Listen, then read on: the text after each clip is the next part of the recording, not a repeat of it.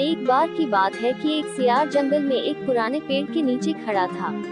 पूरा पेड़ हवा के तेज झोंके से गिर पड़ा।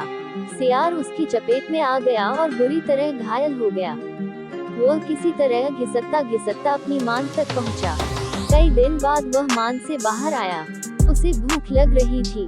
शरीर कमजोर हो गया था। तभी उसे एक खरगोश नजर आया। उसे दबोचने के लिए वह झपटा। सियार कुछ दूर भागकर हौंकने लगा।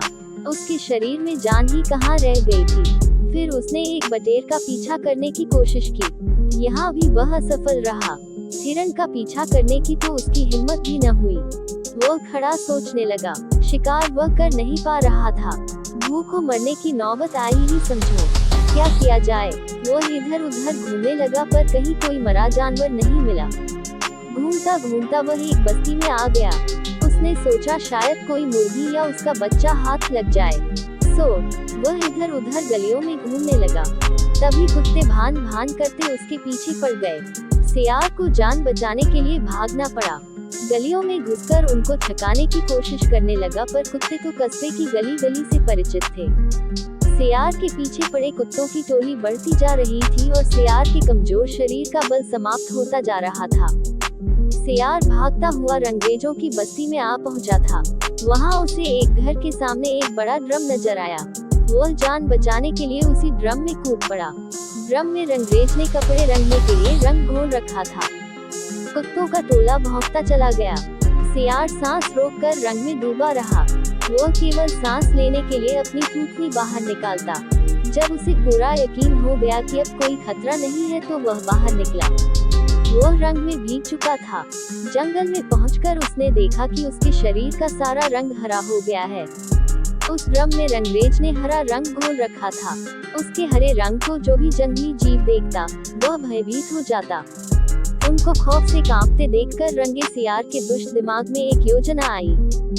रंगे सियार ने डरकर भागते जीवों को आवाज दी, भाइयों भागो मत, मेरी बात सुनो। उसकी बात सुनकर सभी भागते जानवर ठिठके। उनके ठिठकने का रंगे सियार ने फायदा उठाया और बोला, देखो देखो मेरा रंग। ऐसा रंग किसी जानवर का धरती पर है नहीं ना। मतलब समझो, भगवान ने मुझे ये खास रंग देकर तुम्हारे पास भेजा है। तुम सब जानवरों को बुला लाओ तो मैं भगवान का संदेश सुनाऊं। उसकी बातों का सब पर गहरा प्रभाव पड़ा। वे जाकर जंगल के दूसरे सभी जानवरों को बुलाकर लाए। जब सब आ गए तो रंगा सियार एक ऊंचे पत्थर पर चढ़कर बोला, वन्य प्राणियों, प्रजापति ब्रह्मा ने मुझे खुद अपने हाथों से इस अलौकिक रंग का प्राणी बनाकर कहा कि संसार में जानवरों का कोई शासक नहीं है। तुम्हें जाकर जानवरों का राजा बनकर उनका कल्याण करना है। तुम्हारा नाम सम्राट ककुदुम होगा। तीनों लोकों के वन्य जीव तुम्हारी प्रजा होंगे। अब तुम लोग अनाथ नहीं रहे। मेरी छत्र छाया में निर्भय होकर रहो।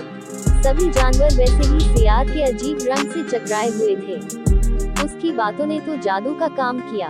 शेर, बाघ व चीते की भी ऊपर की सांस ऊपर और नीचे की सांस नीचे रह गई। उसकी बात काटने की किसी में हिम्मत न हुई। देखते ही देखते सारे जानवर उसके चरणों में लौटने लगे और एक स्वर में बोले, हे ब्रह्मा के दूत, प्राणियों में श्रेष्ठ ककुदुम, हम आपको अपना सम्राट स्वीकार करते हैं।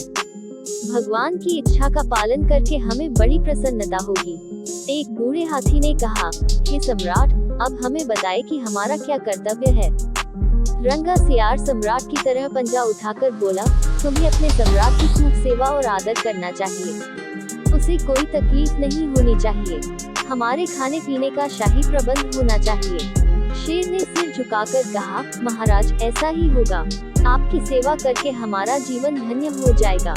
बस सम्राट ककुदुम बने रंगे सियार के शाही ठाठ हो गए। वह राजसी शान से रहने लगा। कई लोमड़ियां उसकी सेवा में लगी रहती। भालू पंखा झुलाता। सियार जिस जीव का मांस खाने की इच्छा जाहिर करता उसकी बलि दी जाती। जब सियार घूमने निकलता तो हाथी आगे आगे सूंड उठाकर बिगुल की तरह चिंघाड़ता चलता। दो शेर उसके दोनों ओर कमांडो बॉडीगार्ड की तरह होते। रोज ककुदुम का दरबार भी लगता। रंगे सियार ने एक चालाकी यह कर दी थी कि सम्राट बनते ही सियारों को शाही आदेश जारी कर उस जंगल से भगा दिया था।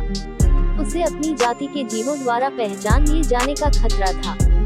एक दिन सम्राट ककुदुम खूब खा पीकर अपने शाही मान में आराम कर रहा था कि बाहर उजाला देखकर उठा। बाहर आया तो चांदनी रात खिली थी। पास के जंगल में सियारों की टोलियां हुहुएसएसएस की बोली बोल रही थी। उस आवाज को सुनते ही ककुदुम अपना आपा खो बैठा। उसके अंदर के जन्मजात स्वभाव ने जोर मारा और वह भी मुंह चांद की ओर उठाकर और सियारों के स्वर में मिलाकर हुहु करने लगा। शेर और बाघ ने उसे हुहु करते देख लिया। वे चौंके। बाघ बोला, अरे ये तो सियार है, हमें धोखा देकर सम्राट बना रहा, मारो नीच को। शेर और बाघ उसकी ओर लपके और देखते ही देखते उसका तिया पांचा कर डाला। सीखल नकलीपन की पोल देर या सवेर जरूर खुलती है।